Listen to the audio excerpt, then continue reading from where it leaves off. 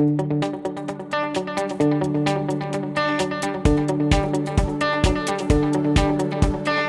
dad got the bug. He had never played hockey before. He got the bug that winter to freeze over our tennis court.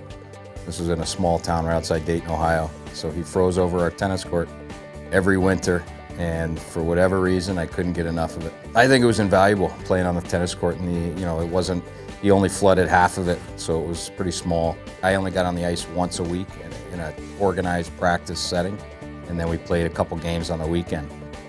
Probably had more hours on the tennis court than I did in an actual rink. And that continued basically until I was 13 years old. I just liked the fast-paced action of it all. I liked getting the equipment on. I liked that it wasn't, just go out on the field and play something. You actually got dressed up, got prepared, went on the ice. And it was just kind of a mindset that when you got on the ice that you were, doing something different than most kids. I played a lot of sports. I played mostly soccer and baseball, and I continued playing those until college. And I think hockey, more than any other sport, combines athletic movements from all ranges, and I think that's something that is lost in the year-round hockey player that just concentrates on hockey. I coach kids from 3 years old to coaching some college kids privately, and I see the younger kids, I don't think they maximize the time that they're on the ice, because I think it comes so easily to them that they're getting on the ice twice a week. They're playing in tournaments 4 or 5 games a weekend, which is a lot on a young kid. The tournaments, the games, they're fun, but you want to curtail them a little bit so that they really enjoy practice and get something out of it, and are not just looking forward to the games, which is something I see happening. And my parents they did it right, and they let me have fun with it, and they steered me in the right direction, but never crossed the line. And that's something that I think is slowly getting lost in youth hockey today. I think parents are far too involved, far too hands-on. And there's a time and place to keep score and to have a real game, but there's a time and place to develop and to have fun, and just to really create a passion for the game. I think what USA Hockey did, in the World Juniors just recently, a gold medal,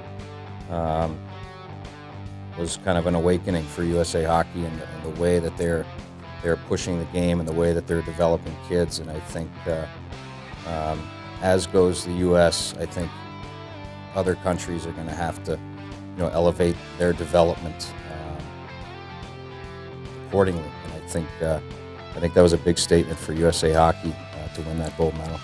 But the cross ice for the mites is a home run. I watched my 5-year-old kid the other day in his first cross ice mite game, and the smile on his face, and as many times as he touched the puck and was stopping and starting and using his edges, I was sold. I've seen it firsthand with kids. I practice and do skill development with kids on a full sheet, and then I take them to the small sheet, and they have more fun. They sweat harder. I believe in it, so strongly that I built a small rink and actively preach it, because I believe in it. I want my kids developing this way. And it's not going to be a fight with them, because I see how much fun they have doing it. I think there's going to be some kickback during the transition years of people that never seen it, and now they're getting switched to it. But I think overwhelmingly it's going to be great for kids, and I just think you let the product speak for itself. From the tennis court work, I know for a fact that that's where I got my shot, and that's something that I've been known for, is having a hard, quick, and accurate shot.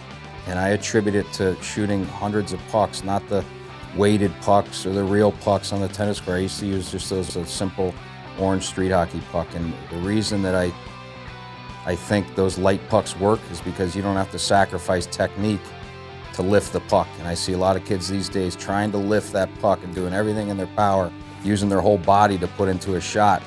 The blue puck that they use in the mite development stuff now is tremendous for kids.